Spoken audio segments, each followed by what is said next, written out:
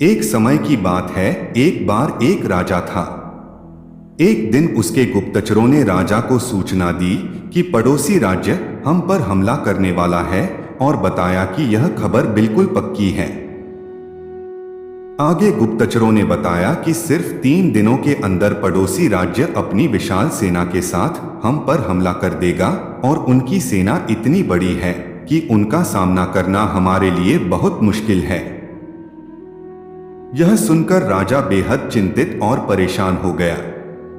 राजा ने तुरंत सभा बुलाई और सभी लोगों से सलाह मांगी कि अब हम लोगों का मरना तय है। अगर किसी व्यक्ति के पास कोई सुझाव है तो वह बता सकता है। राजा के चतुर मंत्री ने कहा, महाराज, अब जब बात जान पर आ गई है तो इसका एकमात्र उपाय है कि हमें आज अभी और इसी वक्त पड़ोसी राज्य पर हमला कर देना चाहिए। राजा बोला, मंत्री जी, हमारी सेना बहुत छोटी है, हम उनका मुकाबला कैसे कर पाएंगे? तो मंत्री बोला, पड़ोसी राज्य अभी युद्ध के लिए तैयार नहीं है। अभी उस राज्य पर हमला कर दें तो वो संभल नहीं पाएंगे और हमारे जीतने की कुछ तो संभावना बनेगी। वैसे भी हम पर हमला होने वाला है और उनकी इतनी विशाल सेना से हम यूं ही मरने वाले हैं। और महाराज, वो वैसे भी हमें 3 दिन बाद मारने वाले हैं, तो क्यों ना कुछ न करने से हम ये कर सकते हैं। राजा को बात थोड़ी अच्छी लगी। उसने तुरंत अपनी सेना को तैयार होने का आदेश दिया और उस राज्य के नागरिक भी सेना के साथ जुड़कर युद्ध में चले गए। जो पड़ोसी राज्य था वहां पर पहुंचने के लिए एक पुल पार करना होता था।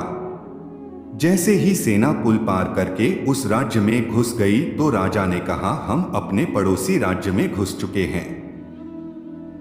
अब ये जो पुल है, इस पुल को तोड़ दो। और तोड़ने के बाद सेना को बोल दिया कि हमारे पास में अब और कोई विकल्प नहीं है सिवाय लड़ने के।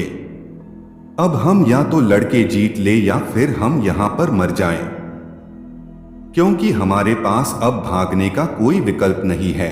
यह सब सुनकर सभी सैनिक अपनी पूरी क्षमता के साथ लड़े और उन्होंने पड़ोसी राज्य की बड़ी सेना को हरा दिया। जब हमारे पास में दूसरा प्लान नहीं होता है और हमारे पास में सिर्फ एक प्लान होता है, तब उसके पूरे होने की संभावना बहुत अधिक होती है।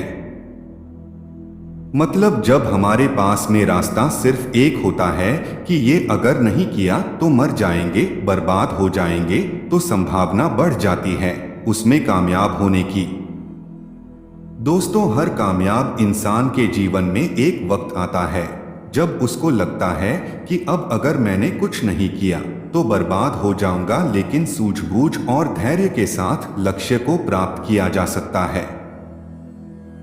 वीडियो के अंत में दोस्तों इतना कहना चाहूंगा कि हर किसी के जीवन में चुनौतियां आती है और उन चुनौतियों से बचने का कोई विकल्प नहीं होता है। इसलिए उन चुनौतियों का बड़े साहस के साथ सामना करना सीखें।